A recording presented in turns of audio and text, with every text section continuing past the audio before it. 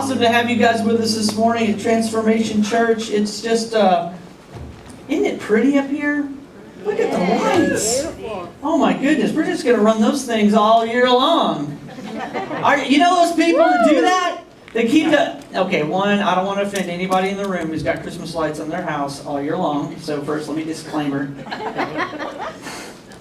You know what? I'm seriously I'm about to be one of those people. I was so excited this year. We have this low-pitched roof on our house, and I was like, I'm putting Christmas lights up. And so I went and bought the clips, I went and bought the lights, and then I realized I got a lot of roof.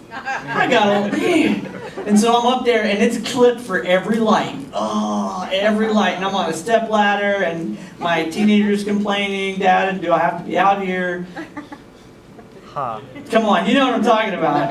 And I picked the one day that it went really cold, so it was just like, come on. But you know what? There's something beautiful about lights. There's something beautiful about this. Yes. Is it not? We take car rides. We go all over the city to just look at lights, just to see them. I mean, it's just something about that season. You know, we're beginning a new series today. It's called Socks and Underwear. And you're probably like, what in the world? Why is this connected to the Socks and Underwear Drive? You're probably asking that question, and it's okay. I'm going to explain it to you. So right off the bat, I love Christmas. I love Christmas. You just feel happier, don't you?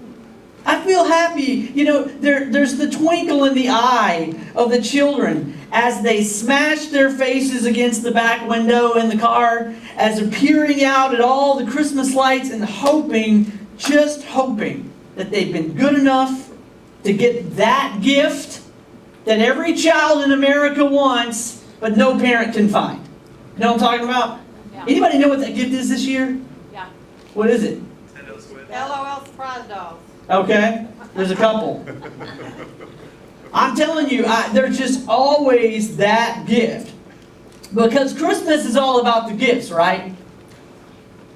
Ooh, it got quiet. No, it's not about the gift? Well, you know, that's kind of the way they spin it to us, do they not? You know, I was home for Thanksgiving with my mom and dad, and we were just having a ball. And Aiden and Landon, Aiden is 4, and Landon is 1.5. And we are kind of a cord-cutting family. In other words, we don't like watch cable television a lot. We watch Netflix, and so we don't get commercials. Isn't that amazing? Yeah, that's worth the money right there. But my children, so they've never seen commercials, really. And so we're sitting there, my parents have Dish or whatever it was, and in between every cartoon are 6 commercials aimed directly at them. And my son and my one of them said, it was like the angels and the choirs were singing. Every stupid little toy in America comes on one after another and after another. And you know exactly what my children said. I want that one. I want that one. No, I want that one. And you know, it was just one thing after another. And you should have seen their eyes. I mean, in awe and wonder at these ridiculous toys and crap. Can I say that? No, it was junk. It was junk. Pardon me, I apologize. But my goodness. You know, I think we all have that story. I think we all have the story of the best Christmas ever. You know what I'm talking about? Where you have that toy or that special thing that it was as if God came down himself and gave you this toy. It was an amazing moment. Anybody have a Christmas that way? You got exactly what you wanted. Oh, you poor people. No, but I'm telling you, okay, so just do this real quick. Turn to the person to the left or to the right of you and tell them, what was your favorite Christmas present you ever got? Real quick, just as a kid or whatever it was. Probably Star Trek stuff. Yeah, a lot of good stuff. But I guarantee you, listen up, I guarantee you that you're not turning to the person and saying, socks and underwear. Those are my favorite. My mom and dad got me some socks and underwear. That's never going to be the answer at all. Can I tell you about my best Christmas ever? Because it's a good one. Okay, so I was like 7, and my parents went all out that year. I don't know if Dad did well that year or something, but so when I woke up, I was unwrapping stuff, me and my brother, and I got the Empire Strikes Back Hoth set with the walking at-ats. It was like heaven shone down on me. But wait, there's more. I opened up the next gift, and it was a full-size 5-lion Voltron set. The original Voltron set. Come on, somebody who's around my age. It was awesome. But wait, there's more. My brother and I both got something called a roller racer. Anybody remember the roller racer? Yes. It's like a seat, a big round kind of seat, like an oversized bike seat, and you would sit on it, and it had handlebars that came out like this, and you would sit on it, and you would turn like that guy, and it's on roller skates, and he would propel you down every hill faster, and your face was like going down the hill. Best Christmas ever. Nothing has ever topped that Christmas, and I'm 40 years old. But Christmas is amazing. But let me just tell you something. There are some gifts that everyone needs. I needed a Hoth set. I needed it really bad, right? But, so there's gifts that everyone needs, but no one gets too excited about. Before the gift is open, your expectations are high, but once you take off the wrapping, your excitement turns to disappointment, and instead of the gift that you have been hoping for, you find the equivalent of socks and underwear. A gift that you really need, but it's not the one that you were hoping for. Check this out. Alfie, we're waiting. Oh, come on, Mom. Right now.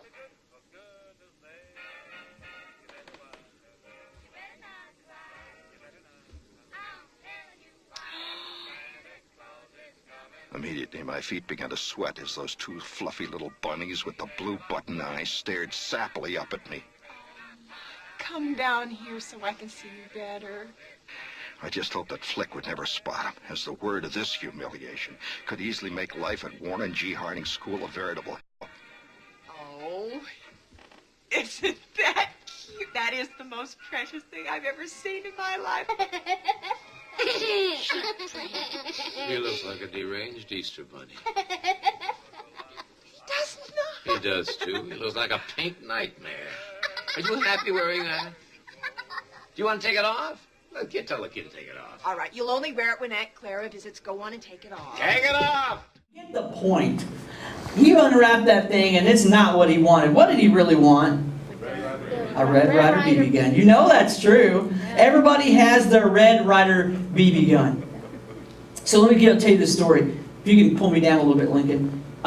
There was a story of this kid. He wanted Air Jordans so bad. Now, how many know Air Jordans aren't cheap? And moms and dads, sometimes we do the best we can do. We try the best we can with the money we have, and we try to help, want to bless our kids and give them a good Christmas. So this little kid was like, Mom, I want Jordans. That's really what I want. So she went to Payless and got the knockoff Jordan. I think they're called Shacks or something. And yeah, you hear the O's in the room. And so Christmas, he feverishly is breaking open a shoebox, which he has told his parents he really wants, and he opens up Shacks instead of Jordans. And he just broken inside because, everybody had a present like that where things are just, that's not what I really wanted. So he sulked around, but the next year,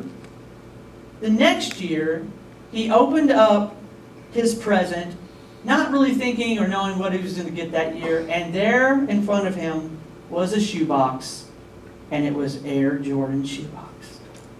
And he was so excited. He was beyond excited. He was jumping up and down. Mom and Dad finally got me the Jordans I've always wanted. And he broke open the box, and inside it's socks and underwear.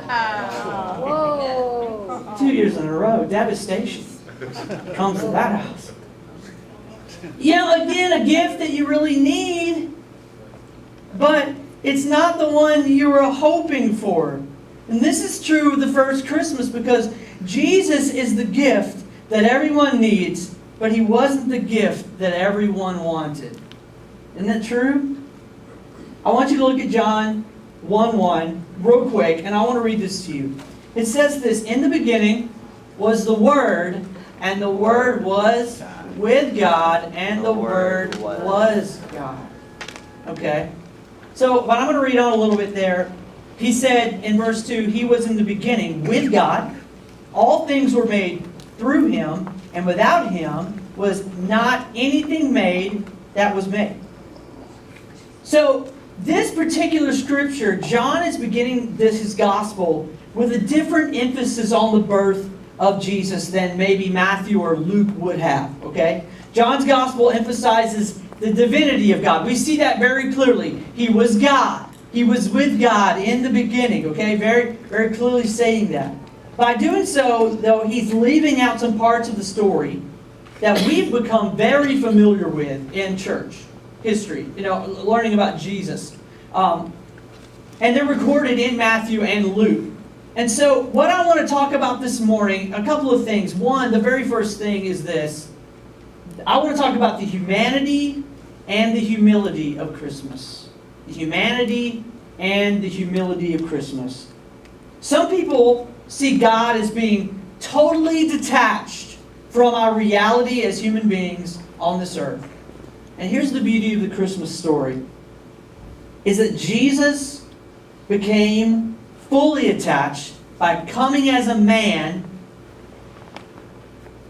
and associated with our struggles. So He understands exactly what we walk in and what we go through. You guys get that? Hebrews 4:15 says this, "For we do not have a high priest who is able to empathize with our weakness, but we have one who has been tempted in every way just as we are. Yet He did not sin." He didn't sin? You see, it's a reminder to us that Jesus came, He experienced everything that we go through, and He understands our pain, our struggle, and our temptation. But the question you might have this morning is how? But how? How could He understand? You see, Jesus is the perfect example of how we can live on the earth because He became fully human and lived here on the earth.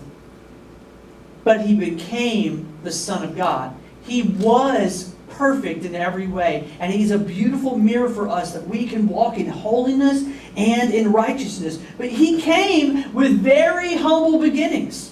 How many know that? I mean, think about where He was born, what family He was born into. He was born into a very poor family. He was he had a father who was a carpenter and a child of very humble beginnings.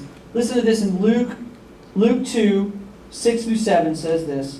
"While they were still there," this is speaking of Jesus and Mary, "the time came for the baby to be born, and she gave birth to her firstborn, a son. She wrapped Him in cloths and placed Him in a manger because there was no guest room available for them." You see, He was born into poverty. He was wrapped in rags, and He slept in a feeding trough. The King of all kings made Himself low so that He could sympathize with us and to meet us where we live. How many understand that this morning? Aren't you glad that Jesus gave up His divinity and came down as a human being so that we could have access to God? That's what Christmas is. That's the act in which He gave. You know, He wasn't wrapped up like they thought He would be. He was a gift to the world, but He was an unexpected gift. How many ever get that? You're like me. You get caught up in the lights and the trees and the presents, right? And the presents are wrapped up in beautiful paper. They're wrapped up with ornate bows and glitteriness. I mean, look at the look at the ornaments on this tree, the glittering, the shimmering, the lights, right?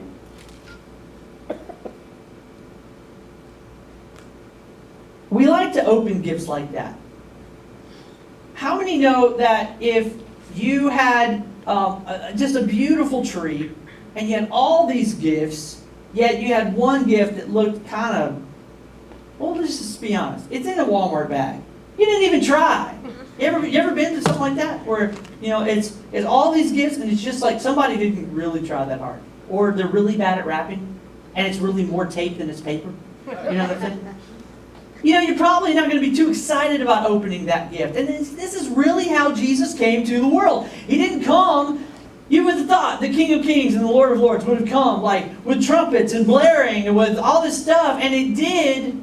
But who did it respond to? It responded to the shepherds, the lowest of the low of the society at the time. Jesus came at a very meek time frame. He came as a child. He could have come as a king, but he didn't. We like opening the gifts. But what if the most important gift under the tree, the most valuable, wasn't wrapped the way you thought it should have been wrapped? And that's exactly what we had when Jesus came. So, every year, I know what you do, I do this too, you have Christmas parties, right? Everybody's going to a Christmas party. If you're not going to a Christmas party, you don't have an excuse because I've already invited you to one. So come on to our Christmas party. But every year, inevitably, we do a gift exchange. And everybody loves the gift exchange. Isn't that cool? You get to go, you take a gift, someone puts a price on it, they say, hey, we got a $10, $20 limit, whatever it is. Bring a gift and we'll do a gift exchange. That's pretty staple at every Christmas party I've ever been to. It's a lot of fun, right? But over the years, we've started playing the game a little differently. And there's a lot of names for this particular game, but we call it Dirty Santa. What else do you guys call it? Secret Santa. Secret Santa? Anybody? White What is it? elephant. White elephant? Okay. So, this puts a spin on the game. Now, how many know how to play this game? Right. Okay. So, you get a gift. You take a number, and then when it's your turn, you can either get a gift from under the tree, or, in the Christmas spirit, you can steal somebody else's gift. Right. That's Christmas right there. I mean, that's the Grinch Christmas. That's stealing like the Grinch. Come on. If you really loved the people that you were going to the Christmas party with, you would give up the good gift. Wow, this is really quiet. Because they're like, don't do that to us, Pastor Mike. You can make us feel guilty because I've got 16 Christmas parties to go to that I'm going to rack up this year. That's true. But here's the thing. Before you choose a gift, I guarantee it, you size it up before you pick it, right? That's what you do. Is it wrapped up nicely? Is it big? Is it small? Is it shaped like an iPhone? I'm telling you, Christmas parties, every single time, you get somebody that gives a gift card to, the ice cream shop. It's just somebody inevitably does that. Or then you have somebody who drops in there like an iPod, and then it's the fight for the iPod. And it's steal. And this turns what could be an hour-long game into about a 4-hour-long game because guess what? Everybody wants the iPad or iPhone or whatever it is. We want the best gift. But Jesus didn't come to the earth to establish himself as Messiah in a glittery palace wearing a shimmering crown. The humble spirit and humanity of Christ was manifest in how he presented himself to the earth. Humble, lowly, and poor. He came with humility and he came in humanity. Secondly, this morning, I want us to talk about the heart and the sacrifice of Christmas. We would expect God to enter the earth in a royal extravaganza. However, Luke tells us in Luke 2:16-20 that the first to greet and worship were the group of everything else because he loves you. Amen. He cares about you. I think we've got to get past the glamour of Christmas that we put onto it, and we need to look back at the glory of the Savior of Christmas. That's right. Come on, somebody. Isn't that true this morning? Hallelujah. That's who and why we're doing what we're doing this morning. Check this out. Philippians 2, 5 through 8 says this. In your relationships with one another, have the same mindset as Christ Jesus. Listen, this talks about him. Who, being in the very nature of God, did not consider equality with God something to be used to his own advantage. Rather, he made himself nothing. Say nothing. Nothing. By taking on the very nature of a servant, being made in human likeness, and being found in appearance as a man, he humbled himself by becoming obedient to death, even death on the cross. Here, Paul describes the humanity that Jesus demonstrates by coming to the earth in humility. And it's the humility that we are called to embrace this Christmas season. Listen, I think it is for us to, I'm going to challenge you this morning, and I challenge myself. It's easy to get caught up in the lights. It's easy to get caught up in the presents and the gifts. And we've talked in the past about how much money people spend on one person every single year. And I think it's time for us to think the way Jesus would think. And as for us at Transformation, my goal is to help funnel and focus us into a not what can I get mentality, but what can we sacrificially give mentality. Amen. Because God has called us to give to the lowly and the hurting and the broken, Yes. to the pauper, to the widow, to the orphan. He's called us to be the hands and the feet of Jesus. And Jesus came and gave us a beautiful example. To not step out in haughtiness and to step out in pride, but to step in humility.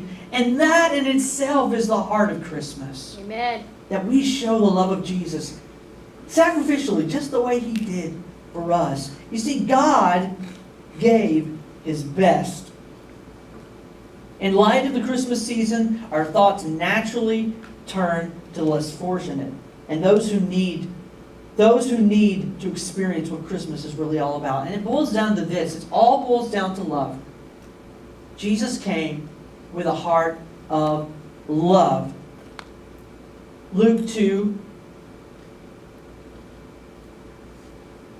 Let me say this real quick. We expect the Christmas story to be demonstrated, a demonstration of His supremacy, but God wanted to make a statement of His incredible love for you and I. Look here, back in Luke 2:7, it says, "And she gave birth to her firstborn, a son, and she wrapped him in cloths and placed him in a manger, because there was no room for them in the inn."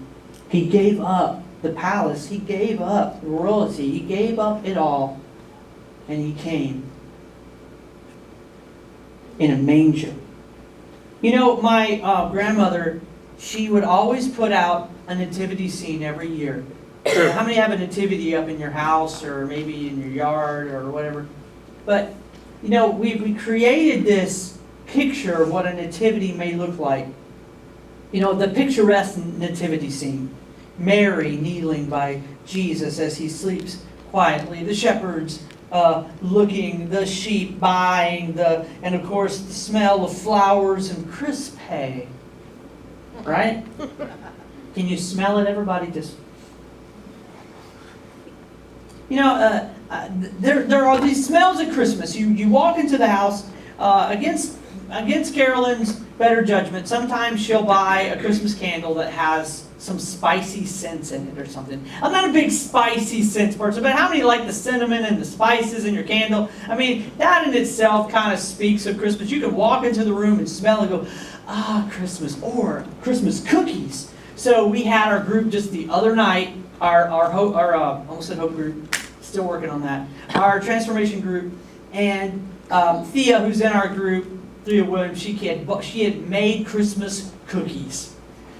Warm, freshly baked Christmas cookies, and you pop the top off of it, and the aroma fills the room. Come on, somebody, can you smell Christmas?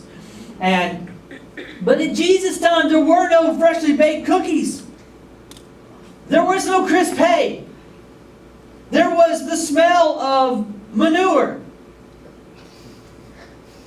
The smell of manure. You know, we talk about having a birth, taking our kids to the hospital, having kids in a nice, clean, sterile place. Can I just tell you straight up, Jesus was not born in a sterile place. Not at all. There were things, there was creepy crawlers, critters, there were things, they didn't have room in the inn. There was no really suitable place for him. He was basically born in a barn. That just is true. Joseph most likely helped deliver the baby. Jesus helped me. I was there for our home birth. I didn't need to have anything to do with that, okay? I'm just letting you know. Quiet in the room today. That's supposed to be funny. Sorry, honey. I don't think the husband probably the best person to be delivering the baby. The animals, right? I'm sure making plenty of noise. They had all, they were probably invading their space just a little bit. I won't go into too much detail there. But the humble circumstances surrounding the birth of Christ, they make a statement about His love for us. Listen, love is most dramatically conveyed through a humble act of self-sacrifice. Amen. Yes. Self-sacrifice. If you want to show love, true love to somebody else, sacrifice your time for them. Yes. Sacrifice your time. Because you can give them all the money in the world, but your time speaks volumes. Yes. Amen. Speaks volumes of how much you really care and love someone. My wife is an example I have. I am a techie type of person. I go to meetings, and once again, that was a joke. But I find that she really wants me to just talk to her. She wants me to just wrap my arm around her. She just wants me to share some quality time with her. And I think if we want to truly, this Christmas, we can buy gifts. We can do those things. We can drop $1 in at Walmart as we're going by and they're ringing the bell for the Salvation Army. We can do those things. It's good. But how about you stop by and wrap your arm around somebody who needs love this Christmas? Take time out of our busy schedules and the 25 Christmas parties and events that you have scheduled this season, and come with us and help us love on some families. Come help us take a basket. Help us take some toys and some snacks and a warm blanket and some socks and underwear. And let's love our community. I think that is showing of what Christ would want us to do this Christmas. Do you believe that this morning? Amen. I really believe that we need to understand the essence and the understanding, the heart of Christmas. But it's part of the sacrificial giving of ourselves, just as Jesus sacrificed Himself. Amen? So this morning, as we begin to wrap up, I just want to talk a little bit about this. This Christmas, I want us to pay attention to the wrapping paper. It's not what you might expect. You smell the odor in your house. Enjoy. Take those moments and remember. I hope it triggers something inside of you to say, Jesus came lowly. I'm so appreciative now because of what He did. That He came and He gave His life. That He came and He gave. He came in such a way that it allows me to have what I have today. That we come with thankfulness in our hearts this morning of what Jesus did for us. We need to look at the manger. It was nasty, it was dirty, and it was noisy. But as you think, I want us to remember that Jesus came into the world for each one of us. For you and for me. He came in the most unexpected way a king could come into the world. He would also go farther to demonstrate His love for each of us than anyone could have ever expected. From a humble manger scene to a rugged cross. Would you bow your heads with me this morning? Lord, You said in John 1:14 that You became flesh and that You dwelt among us. And we have seen Your glory, the glory of the one and only Son who came from the Father, full of grace and truth. This morning, I want to give you an opportunity to experience the unexpected gift of Jesus Christ.